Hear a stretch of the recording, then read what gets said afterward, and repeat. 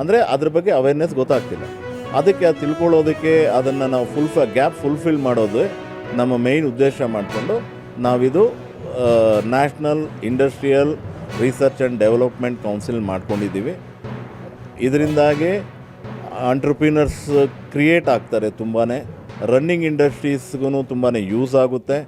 ಯಾರಿಗೆ ಯಾವ ರೀತಿ ಸಪೋರ್ಟಿವ್ ಬೇಕು ಅದಕ್ಕೆ ತಕ್ಕದಾಗೆ ಯಾವ ಸ್ಕೀಮ್ ಅವ್ರಿಗೆ ಸೂಟ್ ಆಗುತ್ತೆ ಅಂತ ನಾವೆಲ್ಲ ಅವ್ರಿಗೆ ಸಪೋರ್ಟ್ ಮಾಡಿ ಓವರಾಲ್ ಇಂಡಸ್ಟ್ರೀಸ್ಗಾಗ್ಬೋದು ಆಂಟ್ರಪ್ರಿನರ್ಸ್ಗೆ ಎಲ್ರಿಗೂ we want to be like a bridge. So ಅವ್ರಿಗೆ ಕನೆಕ್ಟಿವಿಟಿ ಕರೆಕ್ಟಾಗಿಲ್ಲ, ಕನೆಕ್ಟಿವಿಟಿ ಮಾಡೋದೇ ನಮ್ಮ ಮೂಲ ಉದ್ದೇಶ.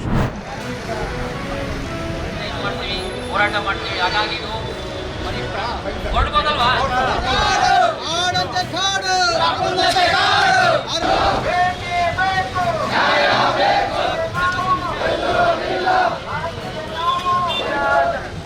ಕಾಡು ಇವಾಗ ಚೆನ್ನಾಗಿದೆಯಾ? ಲೂಟಿ ಮಾಡ್ತಾರೆ ಅರಣ್ಯ ಇಲಾಖೆ ನೌಕರರಿಗೆ ಕೊಡುವಂತ ದಾಸನಿಗೆ ಹಿರಿಯಾಪಟ್ಟಣದಿಂದ ಬಂದಿದ್ದಾರೆ. ಈ ಕಡೆ ಮಲೆ ಶುರುವಾಗಿತ್ತು, ಅದು ಸ್ಥಳಕ್ಕೆ ಬಂದಿಲ್ಲ. ಅವರು ರೈತನ ಒಡೆಯೋದು ಅಂದ್ರೆ ಚಳುವಳಿಯ ಉದ್ದೇಶ ಏನು? ದನಗಳು ಮೇಯಕ್ಕಿಲ್ಲ, ಸಾಂಕ್ರಾಮಿಕ ರೋಗ ಬರ್ತದೆ, ಇಲಾಚಿ ಹೆಸರುಗಳು ತಕೊಳ್ಳಿ, ಏನು ಹೇಳ್ತಾ ಇದು ತಪ್ಪು.